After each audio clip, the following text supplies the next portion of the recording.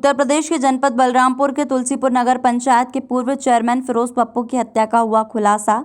पूर्व सांसद रिजवान जहीर, उनकी बेटी जेवा रिजवान, दामाद रमीज समेत 3 अन्य गिरफ्तार। आपको बताते चले कि विगत 4 जनवरी को जनपद बलरामपुर के नगर पंचायत तुलसीपुर के पूर्व चेयरमैन फिरोज पप्पू की निर्मम हत्या कर दी गई थी, जिसके संबंध में फिरोज पप्पू के भाई अफरोज अहमद रिंकू की तहरीर पर अज्ञात के विरुद्ध हत्या का मुकदमा दर्ज हुआ था।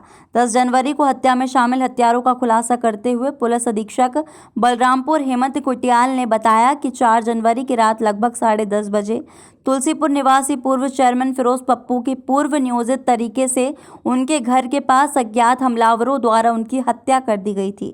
हत्या में शामिल हत्यारों को पकड़ने के लिए क्षेत्राधिकारी तुलसीपुर कुंवर प्रभात सिंह, क्षेत्राधिकारी नगर वरुण मिश्रा तथा क्षेत्राधिकारी उतरौला उदय राज सिंह के नेतृत्व में 10 टीमों का गठन किया गया था, जिसमें CCTV checking team, surveillance, criminal intelligence, collection एवं इंटरोगेशन टीम प्रमुख थी।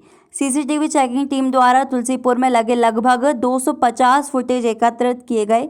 क्रिमिनल इंटेलिजेंस टीम द्वारा गोपनीय रूप से सूचनाओं का संकलन कर घटना के संबंध में महत्वपूर्ण तथ्य एकत्रित किए। सर्विलांस टीम तथा क्रिमिनल इंटेलिजेंस कलेक्शन टीम द्वारा 100 से अधिक लोगों से पूछताछ कर उनके मोबाइल नंबरों का विश्लेषण करते हुए घटना का सफल अनावरण किया गया। घटना को अंजाम देने वाले लोगों ने घटना करने को स्वीकार किया। गिरफ्तार किए गए मेराजुल हक उर्फ मामा व महफूज से पूछताछ करने पर घटना से संबंधित साक्ष्यों की समीक्षा करने पर यह बात प्रकाश में आई कि मृतक फिरोज पप्पू और पूर्व सांसद रिजवान जहीर समाजवादी पार्टी के सक्रिय सदस्य हैं। फिरोज पप्पू एवं पूर्व सांसद रिजवान जहीर, उनकी बेटी जेवा रिजवान व दामाद रमीज के बीच समाजवादी पार्टी का टिकट पाने के लिए राजनीतिक प्रतिद्वंदिता थी। पूर्व मृतक फिरोज पप्पू रिजवान जहीर के गुट में थे, लेकिन पिछले कुछ वर्षों से मृतक फिरोज पप्पू ने क्षेत्र में अपनी अलग ही पहचान बना ली थी और उनकी लोकप्रियता दिन प्रतिदिन बढ़ती जा रही थी। पूर्व में फिरोज पप्पू तथा वर्तमान में उनकी पत्नी कहकाशा तुलसीपुर नगर पंचायत की चेयरमैन बनी। फिरोज पप्पू का राजनीतिक वर्चस्व बढ़ने लगा था। दोनों पक्ष समाजवादी पार्टी का टिकट प्राप्त करने के होड़ में थे और पुरजोर तरीके से टिकट के लिए पैरवी भी कर रहे थे। इसी कारण मृतक फिरोज पप्पू व रिजवान जहीर के बीच धीरे धीरे राजनीतिक कटुता बढ़ती गई और रिजवान जहीर के दामाद रमीज तथा कार्यकर्ता मेराज द्वारा मृतक फिरोज पप्पू को कई बार खुले तौर पर चैलेंज किया गया था तथा सोशल मीडिया पर टिप्पणी भी की गई थी। विधानसभा चुनाव में समाजवादी पार्टी का टिकट प्राप्त करने के लिए मृतक फिरोज पप्पू पूर्व सांसद रिजवान जहीर के रास्ते में आ रहे थे, तो घटना से पूर्व दोनों पक्ष समाजवादी पार्टी के टिकट की पैरवी के लिए लखनऊ गए हुए थे।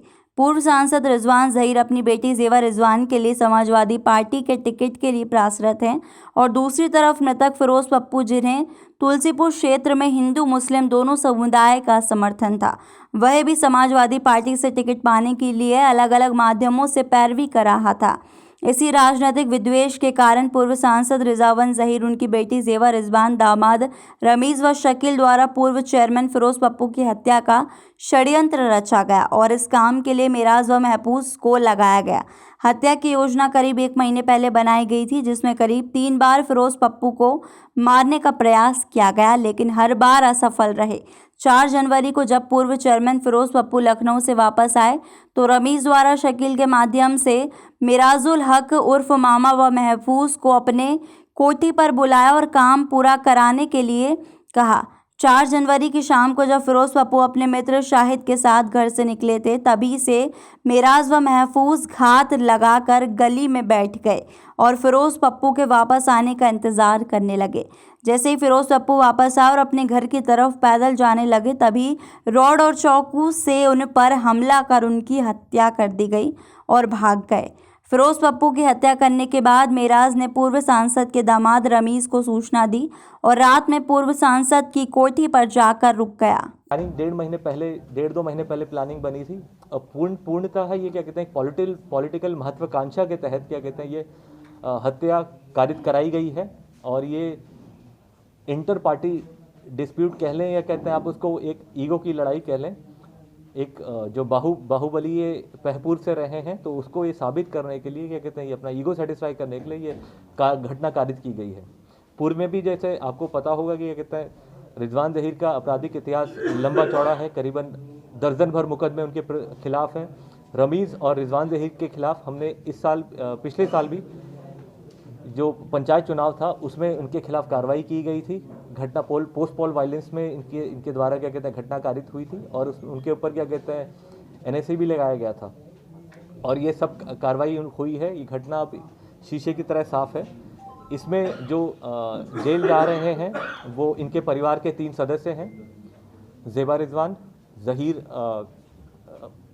रिजवान ज़हीर, रमीज़, उसके अलावा क्या कहते हैं जो इनके बीच में जो इंटरमीडिएटरी रहा है, जो इनके कोठी पे ही काम करता था, शकील, वो है। और जो घटना जिन्होंने मुख्य कारित करी है, महराज और महफूज, ये जेल जा रहे हैं। इनके पास से बरामदगी है और ये